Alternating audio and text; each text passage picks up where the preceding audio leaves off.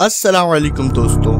Imagine करें कि आप अंधेरी रात में अंधेरी सड़क में बाहर टहलने निकले हैं और आप अपने दोस्तों को कॉल करते हैं बातचीत करने के लिए, और इतने में ही तेज लाइट चमकती गाड़ी आपके सामने आती है और इसमें से कुछ लोग आपको अंदर खींच लेते हैं और आप फौरन शॉक हो जाते हैं। इससे पहले आप कुछ करें, वो कपड़े में कुछ लेकर आपको सुंगा देते हैं जो आपके पलक झपकाते ही बेहोश कर देता है।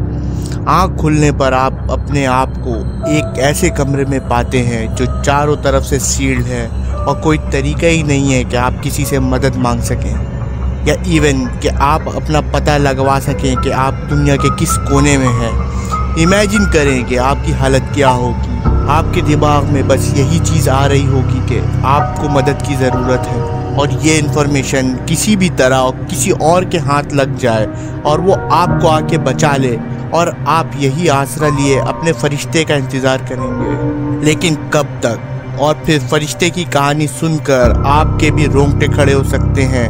फिर आखिर में क्या हुआ? Happy ending. लेकिन इसका जवाब तो आपको वीडियो देखकर ही मिलेगा, क्योंकि ये वीडियो बहुत ही ज़्यादा इंटरेस्टिंग है। इसलिए इस वीडियो को एंड तक देखिएगा और ख़ुद को इस सिचुएशन में रख के इमेजिन करें। Hey guys, you are watching knowledge barracks.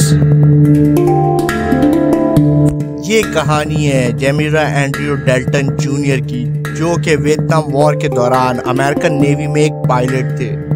जंग के दौरान उनके प्लेन को शट डाउन कर दिया गया था, उनके क्रू मेंबर्स को अगवा कर लिया गया था। पकड़े जाने के बाद उन्होंने 8 साल कैद में गुजारे और उनका ज्यादातर वक्त सॉलिटरी कन्फाइनमेंट में गुजरता था।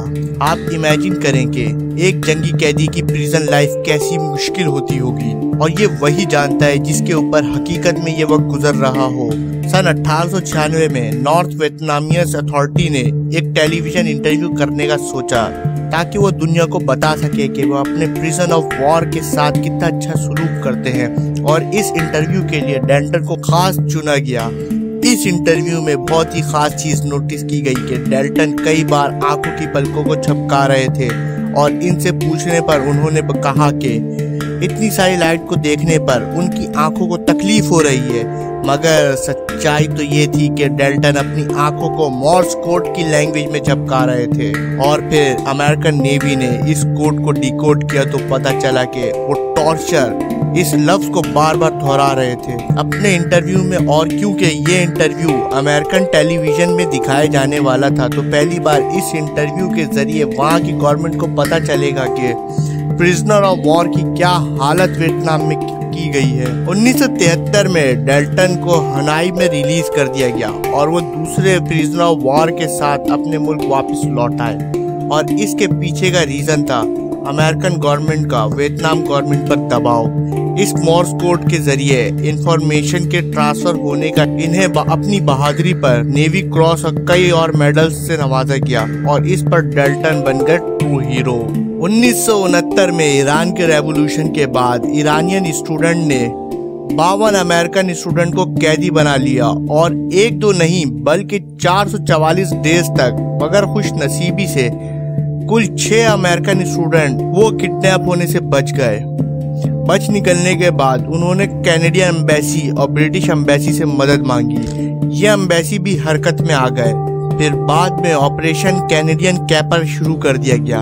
उन्होंने फिर इन अमेरिकन को छुपाया और इन्हें डिसगाइड करके कैनेडियन फिल्मिंग क्रू बनाकर पेश किया। इन्हें ये कहानी भी दी गई कि वो एक फिल्मी क्रू है और ईरान में एक फिल्म शूटिंग के लिए जगह देखने आए हैं। इनके झूठ का अगर किसी को पता लग जाता तो सिर्फ इन्हें ही नहीं बल्कि जो कैद में 52 लोग थे उनको भी खतरा हो सकता था। इसीलिए अमेरिकन और कैनेडियन एम्बेसी को बहुत ही खुफिया तरीके से कम्युनिकेट करना पड़ रहा था। मैरियो फ्लैटी इस वक्त बहुत ही काबिल क्रिप्टोग्राफर थी और इनके कंधों पर यह जिम्मेदारी पड़ी कि हर मैसेज को इनक्रिप्ट और डिक्रिप्ट करने के लिए सारे मैसेज एक टेलेक्स के जरिए सेंड और रिसीव किए जा रहे थे। उन्होंने सिर्फ मैसेज भेजने में ही नहीं बल्कि अपनी ड्रेसिंग को चेंज करने में भी काफ़ी मेहनत की, और वो देखने में कैनेडियन लगे। और फिर 1980 में मैरी के इम्पोर्टेंट कंट्रीब्यूशन की वजह से ये अमेरिकन ईरान छोड़कर भागने में सक्सेसफुल हुए। इस इंसिडेंट के ऊपर एक हॉलीवुड मूवी भी बन चुकी है जिसका नाम है आर्गो। जिंदगी भी कितनी अजीब है, क्या पता कब कौन सी चीज हमारी जान बचाने के काम आ जाए। इस स्टोरी में एक पिज्जा ऐप ने एक औरत को किडनैप होने से बचाया। ये स्टोरी है शैरली ट्रेडवेल और उनके 3 बच्चों की, जिन्हें इनके बॉयफ्रेंड ने घर पे ही अगवा करके रखा था।